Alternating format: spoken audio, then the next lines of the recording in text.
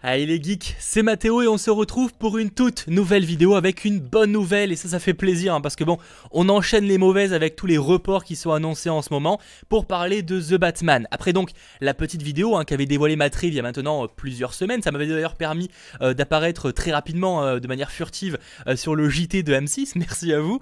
Et donc là voilà, c'est Matriv qui dévoile une nouvelle petite série d'images pour The Batman, sauf que là ça met pas énormément l'accent sur le costume, même si vous allez le voir, on le voit quand même en fond, ça met surtout l'accent sur la Batmobile. Mais regardez ça directement, 3 images qui nous sont partagées par le réalisateur.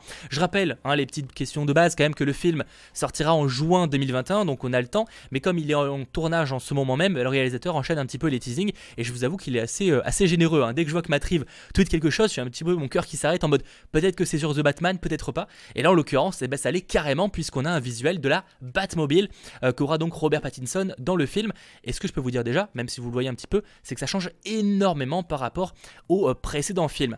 Ce que je vous propose avant même de vite fait les analyser, c'est d'enchaîner directement les 3 images. Donc on a celle-ci qui est plutôt sur la partie arrière avec donc ce que j'imagine être le moteur de la voiture. Soyons clairs, je suis très mauvais en termes de voiture, j'y connais rien du tout, donc je pourrais pas vous dire si ça ressemble à tel ou tel modèle, mais pour le coup, voilà, en tout cas ce que je peux vous dire c'est qu'elle est assez stylée et que ça fait un peu voiture de sport. En tout cas c'est... À mon échelle, c'est un peu les informations que je peux vous apporter. Ensuite, on a ce plan un petit peu plus large qui vient un petit peu en arrière. Un petit plan un peu à la Fast and Furious. On voit d'ailleurs le Batman là aussi en fond avec sa cape. Alors bon, certes, c'est uniquement de la silhouette, mais clairement, je trouve que le Batman rend ultra bien, parce que en tout cas la photo, même avec la photographie, la couleur, etc., franchement ça rend extrêmement bien. Et donc la première image qui est partagée, c'est un plan un peu plus de dessus, c'est celle finalement qui en dévoile le plus sur le design de la voiture, et là aussi on voit le Batman juste à côté. Ce qui est d'ailleurs intéressant, c'est est-ce que la pièce que l'on voit là, est-ce que c'est un simple parking sans intérêt, ou est-ce que ce serait pas la Batcave, en tout cas avant qu'elle ait vraiment sa superbe. Je rappelle que The Batman, même si on va pas y suivre une origin story du Chevalier Noir, ça reste un film qui va se baser sur un Chevalier Noir assez jeune, et c'est d'ailleurs pour ça que même au niveau de la voiture, on sent que c'est pas quelque chose que ça fait 15 ans qu'il bosse dessus, c'est quelque chose, ça doit faire aller grand max 2-3 ans qu'il a développé, donc on est encore quelque chose de assez récent, et peut-être que sa Batcave n'est pas encore ultra stylée comme on a pu le voir dans certains films Batman, c'est une possibilité. Voilà, après j'ai rien pour l'affirmer, mais je pose la question évidemment.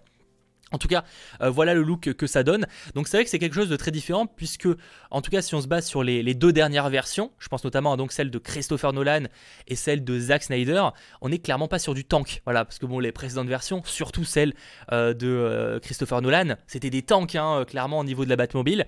Là, on est sur quelque chose de beaucoup plus sportif, presque une voiture un peu plus accessible, même si bon, on imagine qu'elle cache un petit peu plein de petits gadgets, notamment, et quand on voit le moteur à l'arrière, voilà, ça reste une Batmobile discrète, on est sur quelque chose de noir, les vitres sont pas teintées ou très peu en tout cas, donc bon, c'est vrai que ça change énormément par rapport à ce qu'on a connu. On a un peu l'impression, et c'est comme ça que j'avais aussi un peu ressenti le costume, notamment grâce aux images qui avaient fuité de tournage, je vous en avais d'ailleurs parlé dans un récap, c'est qu'on a un peu l'impression que c'est quelque chose qui a été fait maison, en fait, que c'est pas, contrairement aux autres films où il fait appel à des personnes externes pour développer son matos et avoir donc et prendre directement du matos dans son entreprise. Là, on dirait un peu qu'il bosse lui-même sur le truc et que c'est un peu fait main en fait. Et je trouve finalement l'idée assez cool, ça aborde une approche assez intéressante du Batman. On a d'ailleurs là, encore une fois, un petit plan sur le bas ventre du Chevalier Noir avec son costume. Et si on se base uniquement sur ça, c'est extrêmement stylé. Et c'est vrai que c'est bien parce que ça a fait comparaison du coup avec les images qui avaient fuité du tournage, qui, on va pas se mentir, donnait pas non plus masse envie. Alors certes, c'était hors contexte, il n'y avait pas, justement, il n'y avait pas tout ce travail de l'image. Là, clairement, je trouve que ça donne carrément plus envie. Alors certes, c'est un peu éloigné, etc. Et il y a un peu de brouillard, mais reste à voir. En tout cas, le moteur de l'arrière est extrêmement stylé. Moi, ça me rappelle un peu, alors, même si c'est quand même très différent, la voiture que le Batman avait dans sa série. Quand il y avait la série Batman, je ne sais plus dans les années, quelle année, je me rappelle plus exactement. Et c'est vrai que ça me fait penser un peu à ça. Donc bon, à voir en tout cas comment ça va se goupiller, mais c'est extrêmement sympathique. Et à cette vitesse-là, on s'attend à un trailer ou un teaser un peu plus sérieux de The Batman très prochainement.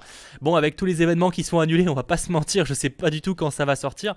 Mais quoi qu'il en soit, ces images me rassure de plus en plus sur ce film que j'attends énormément.